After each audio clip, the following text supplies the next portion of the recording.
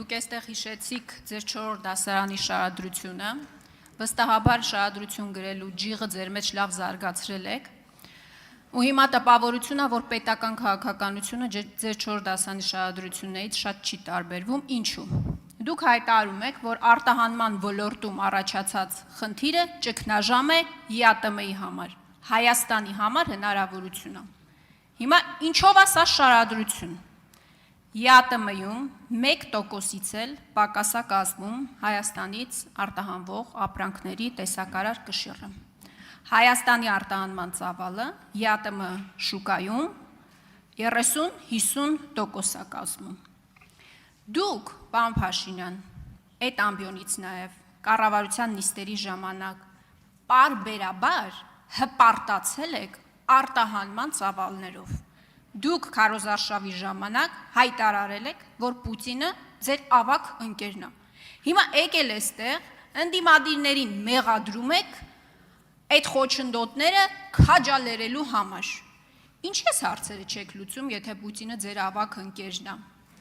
Ընդդիմությունն է փաստորեն խոչընդոտ հանդիսանում,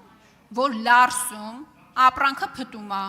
կամ մեր գյուղացիները հենց իրենց դաշտում ոչնչացնում են այդ ապրանքը։ Ուրեմն ճգնաժամը արտահայտվում է կոնկրետ բանով։ ԵԱՏՄ-ն հիմնված է 4 հենասյուների վրա՝ ապրանքների, ծառայությունների, կապիտալի, աշխատաշուկայի ազատ տեղաշարժ։ Եթե այդ ազատ տեղաշարժը կարելի է բանանել, կասեցնել, նշանակում է ԵԱՏՄ չկա։ Խնդիրը առևտրաշրջանառության ծավալի մեջ չի։ Եվ ԵԱՏՄ, այսինքն եթե դա հնարավոր է կիրառել ԵԱՏՄ մի երկրի դեպքում, հնարավոր է կիրառել երկրորդ երկրի, երրորդ երկրի, չորրորդ երկրի դեպքում։ Այսինքն ԵԱՏՄ-ի հենասյուները հանած են տակից, նշանակում է ԵԱՏՄ չկա։ Սրա մեջ է խնդիրը։ Ինչ վերաբերվում է ձեր ասածին, այո, դրա համար ենք մենք թրիպի մասին խոսում, դրա համար ենք երկաթուղու մասին խոսում, որովհետև վերին Լարսը դարել է բան, Հայաստանի տնտեսության ալֆան և օմեգան։ Մենք ասում ենք Հայաստանի չի կարա այդպես լինի։ Եվ այո, ինչի արդյունքում է վերին Լարսը դարձել Հայաստանի տնտեսության ալֆան և օմեգան։ Մեր հայտնի պատկերացումների շրջանակում։ Եվ էլ չեմ ասում, որ փառք Աստծո Հայաստանի տնտեսությունը նորմալ վիճակում է և իմիջիայլոց գործընկերը արտահայտություն արեց, ասեց բազմաթիվ են խնդիրները։ Այսօր մեր իրականության մեջ, այս էլ բանի խնդիր է,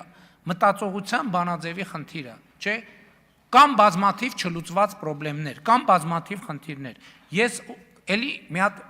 վերջերս մի հատ լուր եմ իմացել, ուզում եմ ձեզ հետ կիսեմ եւ խորհրդանի եւ հանրության հետ։ Աշխարհում ուրեմն պարզվում է չկա մի երկիր, որտեղ չկան բազմաթիվ խնդիրներ։ Չկա տենց երկիր։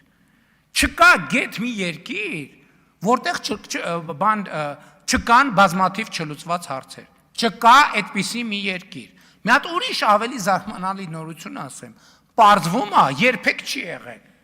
Ոչ թե կոնկրետ 2026 թվին է այդ իրավիճակը առաջացել։ Մարդկության պատմության մեջ չի եղել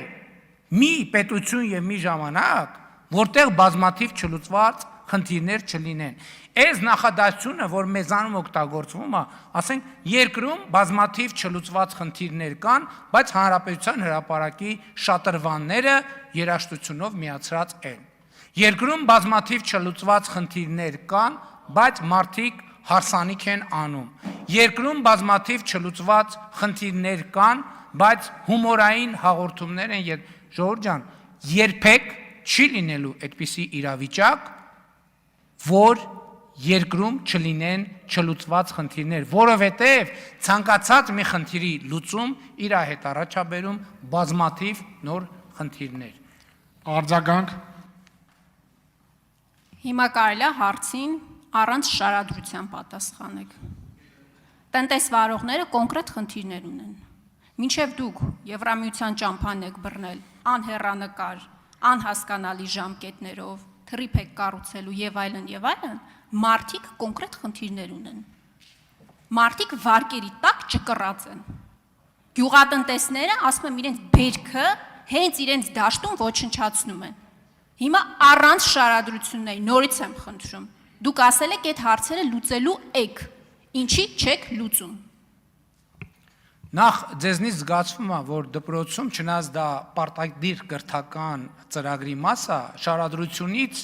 այսինքն շարադրության նկատմամբ ձեր կամահարական վերաբերմունքը ցույց է տալիս, որ դուք թելադրության կողմնակից եք, եւ ընդհանրապես ձեր քաղաքական ուժը Հայաստանի Հանրապետությունում գործում է թելադրության ժանրից։ Երբ որ ձեզ բան են անում, թելադրում են, դուք էլ գրում եք։ Իսկ շարադրություն, այդ ինչ կամահարանք է շարադրության նկատմամբ չեմ հասկանում։ Երկրորդը, Հայաստանի Հանրապետության կառավարությունը արդեն տասնյակից ավել ծրագրեր է ընդունել։ Միլիարդների սուբսիդավորում ենք իրականացնում գյուղացիներին։ Միլիարդների, եւ այդ միլիարդների սուբսիդավորումը արդեն հասցեագրված է եւ հասցված է տերերին։ Էլ չեմ ասում, եթե այդպես է, մարդիկ, եթե ձեր ասածն է, այսօր եկեք գնանք մտնենք ցանկացած շուկա, ցանկացած խանութ։ Նայենք բանջարեղենի գները, նայենք մրգերի գները եւ այդպես շարունակ։ Տեսնենք, այսինքն, եթե ոչնչացման ենթակա միրգը, ուրեմն նա գոնե 3 դրամով կամ 10 դրամով վաճառելը պետքա ձեռնտու լինի։ Եկեք գնանք շուկա։ Ոչնչացման ենթակա միրգը կարը արժենա 1000-1500 դրամ, 2000 դրամ, 3000 դրամ,